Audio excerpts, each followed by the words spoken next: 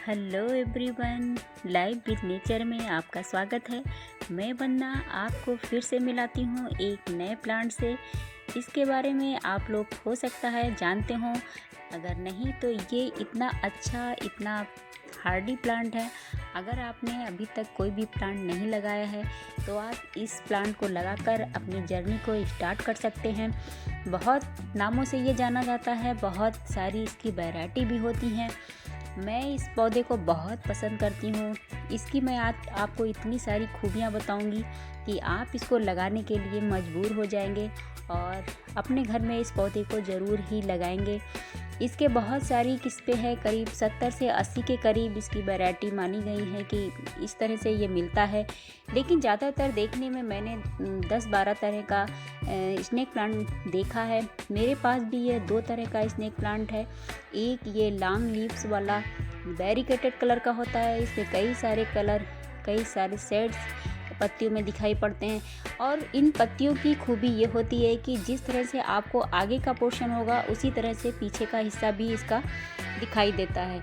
लेकिन ये baby snake plant है, इसका ये एक ही कलर में है। मेरे पास कई वेरीकेटेड कलर में भी ये आता है, लेकिन इसका ये होता है कि ये एक बंच की तरह लगती हैं इसकी सारी पत्तियां और एक फ्लावर के जैसा ये शेप इसका आता है।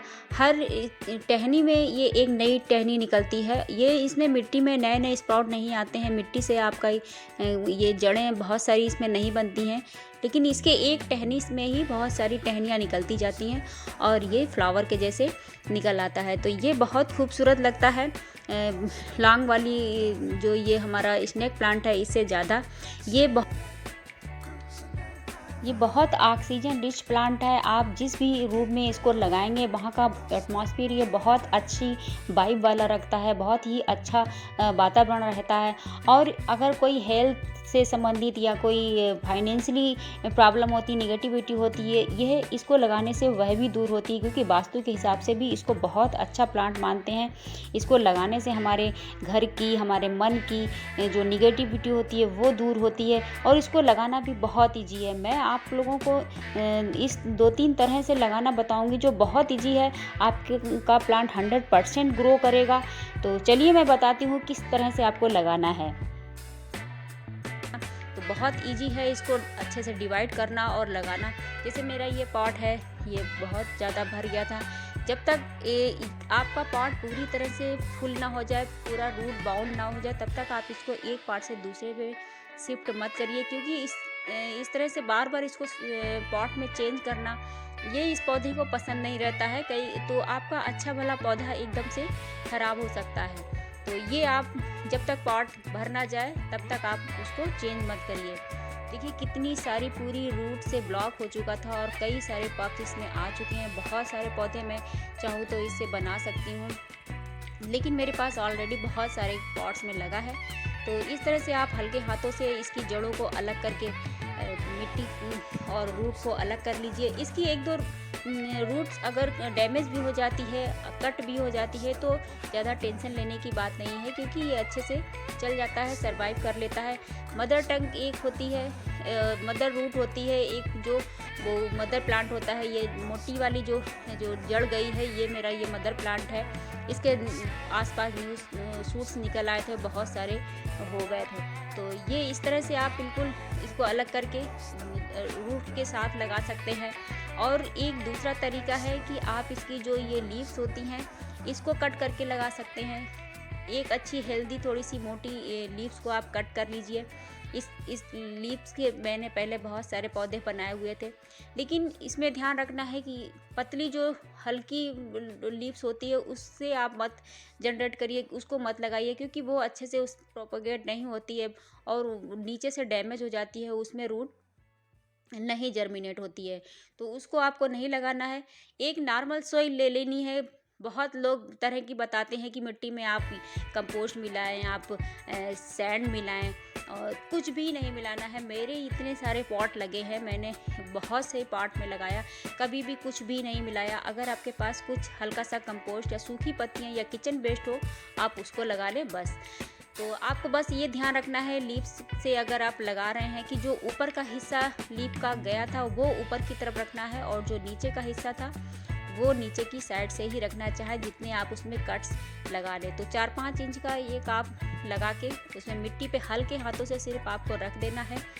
लेकिन बस इसका एक ये है कि इसमें 1-2 महीने के बाद ही रूट जर्मिनेट होती है, या इसके आसपास आप ये लीफ लगी रहेगी, इसके आसपास छोटे छोटे से बेबी स्नेक प्लांट निकल आएंगे।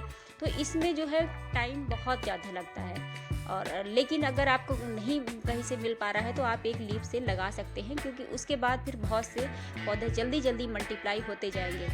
तो इस तरह से 2 तरह से आपको लगाना है, मैंने ये बताया।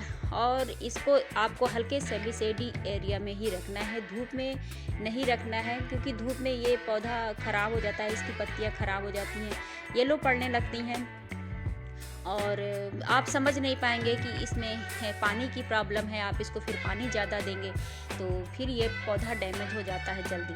तो और ये वाला जो बेबी स्नेक प्लांट है, इसको भी लगाना बहुत ईजी है, क्योंकि इसमें मिट्टी में बहुत सारे पप्स नहीं निकलते हैं आसपास, लेकिन इसकी जो टहनी होती है उसमें ही निकलते रहते हैं। उससे ही एक ब्रांच से दूसरी ब्रांच होती है, उसमें कई सारे सूट्स निकलते रहते हैं। और अगर आप उस टहनी को पतली सी हो उसको कट करके तोड़ के अगर आप लगा देंगे तो वो एक दूसरा पौधा तैयार हो जाएगा। इसमें मिट्टी में अलग अलग पप्स नहीं होते हैं, ये एक रूट रहेगी, उसके ऊपर से ये बढ़ती चली जाएगी, इस तरह का होता है। तो इसको भी आपको हल्के हाथों से बस रख देना है और हल्के से हाथों से मिट्टी से दबा देना, बस इसको टच होना चाहिए मिट्टी से, और ये अपने आप 1-2 महीने में जर्मिनेट कर लेता है, इसमें रूट आ जाती है।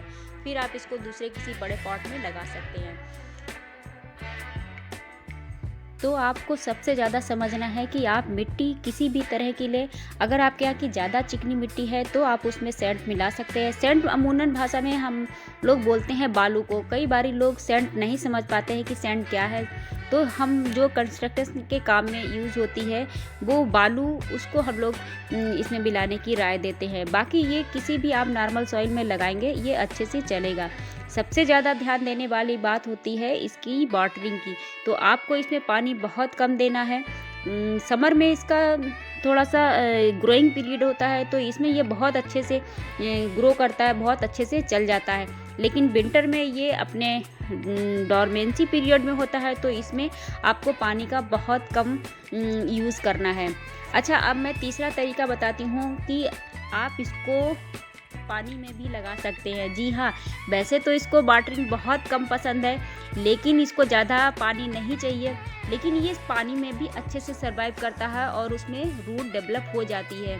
ये मेरा पानी में लगे हुए 1-1.5 महीने के करीब हो गया है और देखिए कोई भी लीव्स इसकी ख़राब नहीं हुई है।